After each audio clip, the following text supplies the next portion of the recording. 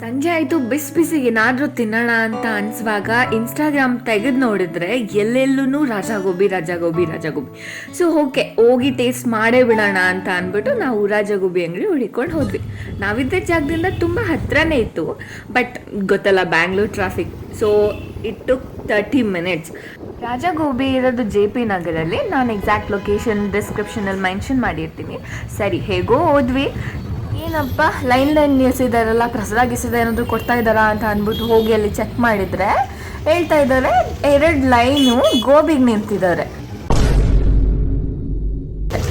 ನಾನು full shock ಹೋದೆ, line ಎಲ್ಲ ಮಾಡ್ಕೊಂಡು ನಿಂತಿದ್ದಾರಲ್ಲ ಅಂತ ಅಂದ್ಬಿಟ್ಟು. ಸರಿ ಎಷ್ಟೊತ್ತಾಗುತ್ತೆ ಅಂತ ಕಾಯೋಣ ಅಂತ ಅಂದ್ಬಿಟ್ಟು ಕೇಳಿದ್ರೆ 1.5 hour ಆಗುತ್ತೆ ಅಂತ ಹೇಳಿದ್ರು. ಇರೋದೇ 2 ಲೈನು. ಆ ಪೇಷನ್ಸ್ ಅಂತೂ ನನಗಿಲ್ಲ.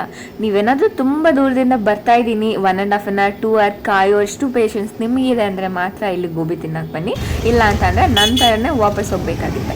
ಸೊ ನಾನೇನು ಮಾಡಿದೆ ಅಂದರೆ, ನಾನು ಇಲ್ಲಿ ತಿನ್ನೋಕ್ಕಾಗಲ್ಲ ಅಂತ ಗೊತ್ತಾಯ್ತು ನನಗೆ.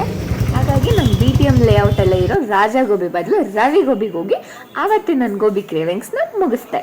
ಸೊ ಹೀಗಿತ್ತು ನನ್ನ ರಾಜಾ ಗೋಬಿ ಕತೆ.